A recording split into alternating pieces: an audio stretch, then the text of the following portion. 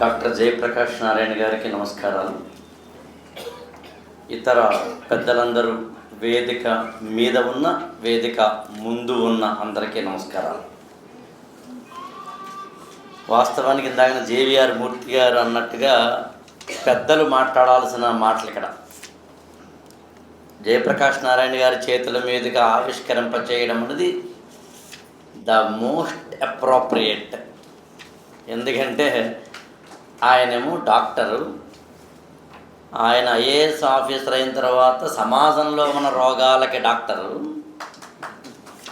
తర్వాత వ్యక్తిగతంగా కూడా ఆరోగ్యాన్ని సంరక్షించుకునే స్వయానా డాక్టరు. నాకు తెలిసి ఆయనకి to the best of my knowledge BP sugar లేవు నాకు తెలిసి. ఇది నేను ఒకసారి ఇంటర్వ్యూలో అడిగాను ఆయన్ని. అది నిజంగా అత్యంత గొప్ప ఆస్తి. వాడ శంఖ చక్రాల్లాగా బీపీ షుగర్లు ఉండే ఈ రోజుల్లో తెలుగులో ఒక సినిమా మల్లీశ్వరి అని కొత్తగా వచ్చిన సినిమా. ఆ సినిమాలో ఒక డైలాగ్ ఉంటుంది, గట్టిగా తింటే చచ్చిపోతావు నీకెందుకురా కోట్ల ఆస్తి అని. కారం తిన్నామంటే అల్సరు, స్వీట్ తిన్నామంటే షుగరు, సాల్ట్ వేసుకుందామంటే బీపీ, ఏమీ లేకుండా ఏం చేస్తావురా.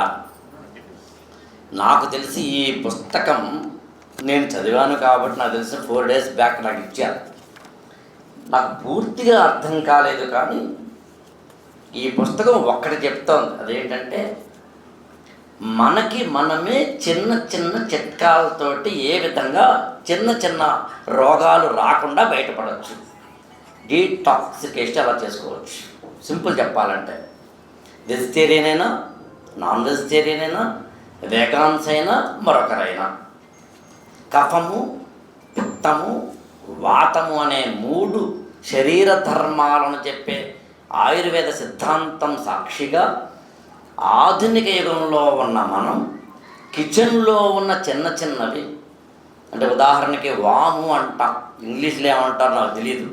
అందుకని ఆవిడని అడిగాను నేను, సాహిత్య లలితా కామేశ్వరి గారు దీన్ని వీలైతే తెలుగులో కూడా ట్రాన్స్లేట్ చేయండి, మాలాంటి వాళ్ళకి కూడా ఉపయోగపడుతుంది అని. వాము అనేదాన్ని జస్ట్ మనకి ఎప్పుడైనా కడుపు కొద్దిగా తేడా చేస్తే వేసుకునేది వాము. నేను ఈ మధ్యన చాట్ జీపీటీని అడిగాను, వాముని అల్లోపతిక్లో ఏ దాంతో పోల్చవచ్చు, అంబ్రాక్సిల్ అనే ఒక దాంతో అని చాట్ జీపీటీ చాలా అద్భుతంగా చెప్పింది. నా ఉద్దేశం చాట్ జీపీటీ డాక్టర్ అని చెప్పడం నా ఉద్దేశం కాదు. What I want to convey, మన ఇంట్లో ఉండే జీలకర్ర, మన ఇంట్లో ఉండే వాము, మనం తినే ఆహార పదార్థాల్లోనే ఇందాక నా రామ్ గారు చెప్పినట్టుగా చెద్దన్నం లాంటి వాటిల్లోని కొంచెం ఆహారపు అలవాట్లను జాగ్రత్తగా చేసుకుని ఉదయం కొంచెం ఎర్లీగా లేచి కాస్త వాకింగ్ ఒక 10-15 గుంజీలో తీసి మనల్ని మనం కనుక ఒక రెస్ట్లెస్గా కాకుండా రెస్ట్లెస్గా చేసుకోగలిగితే కనుక ఒక గొప్ప లైఫ్లోకి వెళతామన్నది కొంచెం అందంగా, సైంటిఫిక్గా, అనుభవంతో, నాలెడ్జ్ తోటి ఒక ట్యాబ్యులర్ ఫామ్లో ఎవరికైనా ఎక్కడైనా కానీ మనకు ఫ్రిడ్జ్ కానీ టీవీ కానీ కొంటే హౌ టు యూజ్, ఒక సెల్ ఫోన్ కొంటే హౌ టు యూజ్ అనే మాన్యువల్ ఎలాగైతే ఉంటుందో అలా మన బాడీకి ఒక మాన్యువల్ కావాలి అంటే ఈ పుస్తకం చదవచ్చు అనేది యాక్చువల్గా లలితా కామేశ్వరి గారి యొక్క ఉద్దేశం.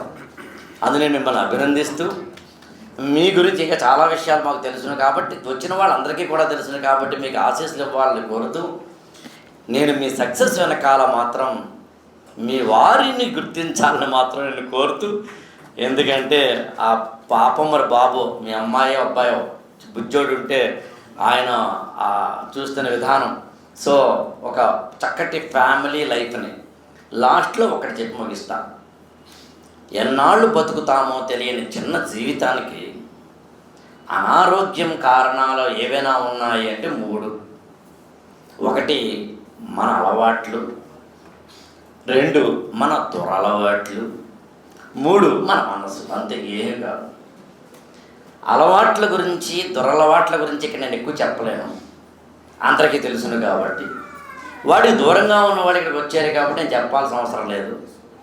చక్కటి భోజనం, టైంకి భోజనం, మార్నింగ్ చిన్న ఎక్సర్సైజు, వాకింగు. దాదాపు గత 15-20 సంవత్సరాలుగా రోజుకి 30 గుంజీలు తీస్తాను. పొద్దున్నే లేదు, నేను 4:30-5కి లేచి ఏం చేయను. యాక్చువల్గా 30 గుంజీలు, చిన్న చిన్న వాకింగ్, చిన్న మెడిటేషన్ చేసుకునే వ్యక్తిగా చెప్తున్నాను. వీలైతే చిన్న మెడిటేషను, ఒక దాంట్లో కూడా అనేక రకాలు ఉన్నాయి, నేను చెప్పాల్సిన అవసరం లేదు. మనం మెడిటేషన్ చేయడానికి నిజంగా మార్నింగ్ కుదరకపోతే పెద్ద కష్టపడాల్సిన అవసరం లేదు. ఏ పని చేస్తుంటే ఆ పని నిజానికి మెడిటేషన్. ఉదాహరణకి నేను మాట్లాడుతున్నప్పుడు ప్రపంచాన్ని మర్చిపోయి కాన్షియస్ మైండ్లోంచి సబ్ కాన్షియస్ మైండ్లోంచి ఏమో అన్కాన్షియస్ మైండ్లోకి వెళ్ళగలిగితే కనుక అచింత్యం, అమేయం, అమోఘం, క్షణికమై శాశ్వతమైన దివ్యానుభవాన్ని కనుక నేను పొందగలిగితే జాగ్రత్తావస్థలోంచి స్వప్నావస్థలోంచి సుషుప్తావస్థలోంచి నాద బిందు కళాత్మక తురియ దశలో కనుక నేను వెళ్ళగలిగితే చేస్తున్న పనిలో లీనమైతే ఆ పని ఏదైనా కావచ్చు, తింటున్నప్పుడు కావచ్చు, వింటున్నప్పుడు కావచ్చు, మాట్లాడుతున్నప్పుడు కావచ్చు, కాపురం చేస్తున్నప్పుడు కావచ్చు, సంసారం చేస్తున్నప్పుడు కావచ్చు, పుస్తకం చదువుతున్నప్పుడు కావచ్చు, ఇలాంటి సభల్లో వింటున్నప్పుడు కావచ్చు, ఏ పని చేస్తుంటే ఆ పనిలో కనుక లీనమై మనం ఉంటే దాన్నే మెడిటేషన్ అంటాం. కాబట్టి మెడిటేషన్ చేస్తే సరిపోతుంది. దాన్ని మైండ్ డిటాక్సినేషన్ అవుతుంది. కాబట్టి అలవాట్లు, దురలవాట్లు. మూడవది మనసు అంటే ఏం లేదు, లెస్ లగేజ్ మోర్ కంఫర్ట్. తక్కువ లోపలేద్దాం, అది హాయిగా ఉంటుంది, జీవితంలో ముందుకెళ్ళడానికి అవకాశం ఉంటుంది. ఈ అవకాశం నాకు ఇచ్చిన పెద్దలందరికీ పేరు పేరున ధన్యవాదాలు, నమస్కారం.